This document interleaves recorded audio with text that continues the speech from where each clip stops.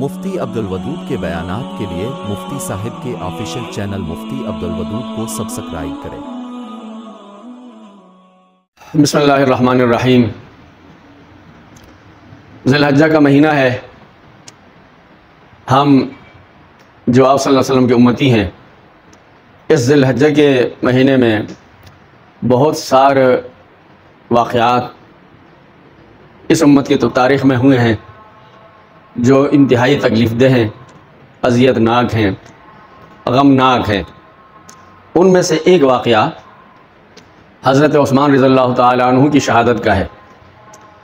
مختلف حضرات سیرت نگار، صحابہ رضوان اللہ تعالی علیہم اجمعین کی زندگیوں پر لکھنے والے مصنفین ہر گوشے سے اس پر تبصرہ کیا ہے، اس کے بارے میں لکھا ہے۔ میں ایک بات کرتا ہوں، وہ یہ کہ حضرت عثمان رضی اللہ تعالیٰ عنہ تاریخ کا سب سے انوکھا مظلوم انسان ہیں۔ اس جیسا انوکھا مظلوم تاریخ نے کبھی دیکھا نہیں، اور امید بھی یہ ہے قیامت تک ایسا انوکھا مظلوم انسان دوبارہ تاریخ میں درج نہیں ہوگا۔ وہ کس طرح انوکھا مظلوم ہے؟ حضرت عثمان رضی اللہ تعالیٰ عنہ کی جو 18 ذی الحجہ کو شہادت ہوئی، وہ اس وجہ سے نہیں ہوئی کہ ان کی خلافت کو کوئی مسئلہ تھا، لوگ باغی ہو گئے تھے، صوبے ٹوٹ گئے تھے، صوبے باغی ہو گئے تھے، اور جتنے بھی ریاستی ادارے ہیں وہ ان کے خلاف ہو گئے تھے، فوج خلاف ہو گئی تھی، یا ریاست کے کارندے اہم افراد جو پوسٹوں پر موجود ہیں وہ ان کے خلاف ہو گئے تھے۔ ایک فرد بھی ریاست کی مشینری کے تمام افراد حضرت عثمان رضی اللہ تعالیٰ عنہ کے ساتھ تھے، کوئی بھی ان کے خلاف نہیں تھا، نہ فوج ان کے خلاف تھی، نہ صوبے ان کے خلاف تھے، نہ بڑے بڑے صحابہ کرام ان کے خلاف تھے، نہ ان کے خلاف کوئی خروج ہوا، بلکہ گنے چنے باغی افراد، گنے چنے ادھر ادھر سے اکٹھے ہو کر حضرت عثمان رضی اللہ تعالیٰ عنہ کی نرم مزاجی سے ناجائز فائدہ اٹھایا۔ حضرت عثمان رضی اللہ تعالیٰ عنہ عجیب مزاج کے انسان تھے۔ وہ ہمیشہ تمام معاملات میں نرمی کو پسند کرتے تھے، آسانی کو پسند کرتے، عافیت کو پسند فرماتے تھے، اپنے لیے بھی دوسروں کے لیے بھی۔ اس وجہ سے ان کی زندگی میں سہولتیں بہت تھی، عافیت بہت تھی، دولت بھی بہت تھی، اور دولت کو اپنی ذات پر بھی، اپنے آس پاس والوں، اپنے گھر والوں پر، سب پر وہ خرچ کرتے تھے، دونوں ہاتھوں سے خرچ کرتے تھے۔ وہ عافیت کے قائل تھے، وہ آسانیوں کے قائل تھے۔ ان کو پتہ تھا کہ دین اس کا نام نہیں ہے کہ آپ اپنوں پر جبر کر لیں، زبردستی کر لیں، کھانا پینا چھوڑ دیں، اچھا پہننا چھوڑ دیں، اچھا کھانا چھوڑ دیں، اچھے گھر میں رہنا چھوڑ دیں۔ یہ کوئی دین نہیں ہے۔ دین تو تابعداری کا نام ہے، ایمان یقین کا نام ہے، تقویٰ کا نام ہے، للہیت کا نام ہے، حلال و حرام کی تمیز کا نام ہے، اور دل کی صفائی کا نام ہے، عقیدے کی درستگی کا نام ہے۔ جس انسان کے اندر یہ ہوں گے، چاہے وہ مالدار ہو غریب ہو، اس کا بیڑا پار ہے۔ جس انسان میں یہ نہیں ہوں گے، چاہے مالدار ہو غریب ہو، اس کے لیے مشکلات ہیں۔ دولت کوئی اسلام کے خلاف نہیں ہے، اسلام دولت کے خلاف نہیں۔ تو آسانی کے ساتھ زندگی گزارنے کے قائل تھے، اور ہمیشہ آسانیوں میں رہے، اور وہ جبر کے قائل نہیں تھے۔ وہ انتہائی نرم مزاج انسان تھے، انتہائی شفیق انسان تھے۔ وہ سراپا شفقت تھے، سراپا رحم تھے، سراپا کرم تھے، سراپا جود و سخا تھے۔ ان کے لیے ان باغیوں کو کچلنا منٹوں کا کام تھا۔ وہ حکم فرماتے تو مدینے میں گنے چنے صحابہ کافی تھے۔ حضرت علی رضی اللہ تعالیٰ عنہ، ان کے بیٹے 4-5 صحابہ ان باغیوں کو کچلنے کے لیے کافی تھے، لیکن وہ سراپا شفقت تھے، وہ سراپا رحم تھے۔ وہ سختی کو، خون بہانے کو بالکل پسند نہیں فرماتے تھے۔ ان کی خواہش یہ تھی کہ مجھے بھی کوئی تکلیف نہ دے، میں بھی کسی کی تکلیف کا ذریعہ نہیں بنوں۔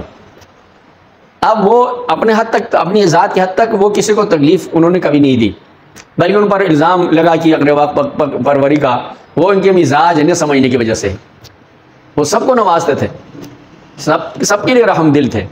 اور اگر کوئی ان کی شہادت کا واقعہ کو پڑھے گا تو کبھی بھی حضرت عثمان رضی اللہ تعالیٰ عنہ پر اقربا پروری کا الزام نہیں لگائے گا۔ جب وہ ان کی جان کو خطرہ تھا، ان کو روزے کی حالت میں بھی ان کو افطار کے لیے ایک گھونٹ پانی نصیب نہیں تھا. چاروں طرف سے باغی موجود تھے اور وہ کوئی زیادہ باغی موجود نہیں تھے. وہ اگر حکم فرماتے مدینے کے صحابہ ان کے لیے کافی تھے, ان کا سر کچل کرنے کے لیے, بغاوت کا سر کچلنے کے لیے, فتنے کو ختم کرنے کے لیے. حضرت معاویہ رضی اللہ تعالیٰ عنہ نے شام سے پیشکش کی, میں لشکر لے کے آ جاتا ہوں, میں ان کا صفایا کر دیتا ہوں. حضرت عثمان رضی اللہ تعالیٰ عنہ نے فرمایا میں اہل مدینہ پر تنگی کرنا نہیں چاہتا, یعنی وہ لشکر جب آئے گا, فوج آئے گی, مدینہ کی گلیوں کوچوں میں پھیلے گی اور اہل مدینہ کو تنگی ہوگی. اتنے نرم مزاج تھے. تو اس کی ریاست کو ہوتے ہوئے, خلافت کو ہوتے ہوئے, تمام صوبوں کو اپنی جگہ ان کی عملداری میں ہوتے ہوئے, تمام سرکاری مشینری اس کی اطاعت میں ہوتے ہوئے, ایک چیز بھی آگے پیچھے نہیں, اس کے باوجود ان کی شہادت ہو گئی. یہ صرف اور صرف ان کی نرم مزاجی کی وجہ سے تھی. لوگ قتل ہوتے ہیں, بادشاہ قتل ہوتے ہیں, فوج بغاوت کرتی ہے, ریاست بغاوت کرتی ہے, عوام بغاوت کرتے ہیں, اور ریاست کا پارٹس الگ ہو جاتے ہیں, کلیدی عہدیدار الگ ہو جاتے ہیں, اور قوم میں تفریق ہوتی ہے. جہاں بھی بادشاہوں کے خلاف بغاوت ہوئی, بادشاہ مار دیے گئے, وہ ہمیشہ ایسے ہی ہوا, چاہے وہ اسلامی تاریخ میں یا غیر مسلموں کی تاریخ میں, ہمیشہ ایسا ہوا. بادشاہ کمزور پڑ گیا, بادشاہ کے حمایتی کمزور پڑ گئے, وفادار کم ہو گئے. لیکن یہاں حضرت عثمان رضی اللہ تعالیٰ عنہ کے ساتھ ایسے کوئی واقعہ نہیں تھا. سب کے سب ان کے وفادار تھے, سب ان کی خلافت کو مانتے تھے, ان کے حکم و بجا لاتے تھے. یہ صرف اور صرف حضرت عثمان رضی اللہ تعالیٰ عنہ کی انتہائی شفقت, انتہائی نرم مزاجی اور انتہائی مہربان رویے کی وجہ سے یہ باغی آپ تک پہنچ گئے, آپ کو شہید کیا. آپ کی تو یہ خواہش تھی بھائی آپ مجھے انہیں کہو, میں تمہیں کچھ نہیں کہوں گا, اور آپ زبان سے تو فرماتے تھے لیکن عملاً فوج استعمال کر کے ان کو مارا پیٹا نہیں گیا, ان کو پکڑا نہیں گیا, ان کو جیلوں میں نہیں ڈالا گیا, ان کو قتل نہیں کیا, ایک فرد کا بھی خون نہیں بہا. آپ کے جتنے بھی باغی تھے کسی فرد کو کوئی خراش تک نہیں آئی. اس حالت میں حضرت عثمان رضی اللہ تعالیٰ عنہ شہید ہوتے ہیں. تو یہ تاریخ کا سب سے انوکھا اور مظلوم شہید ہیں. تو ہم آج یہاں بیٹھ کے ان کو خراج تحسین پیش کرتے ہیں, خراج عقیدت پیش کرتے ہیں, اس کی نسبت کو اپنے لیے باعث فخر سمجھتے ہیں اور باعث اعزاز سمجھتے ہیں.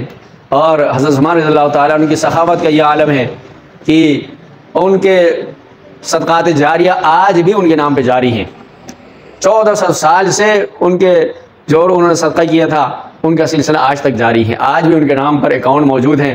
انہوں نے جو کنواں وقف کیا تھا, جو باغ وقف کیا تھا, وہاں کی آمدنی آج بھی اللہ کے راستوں میں خرچ ہوتی ہے.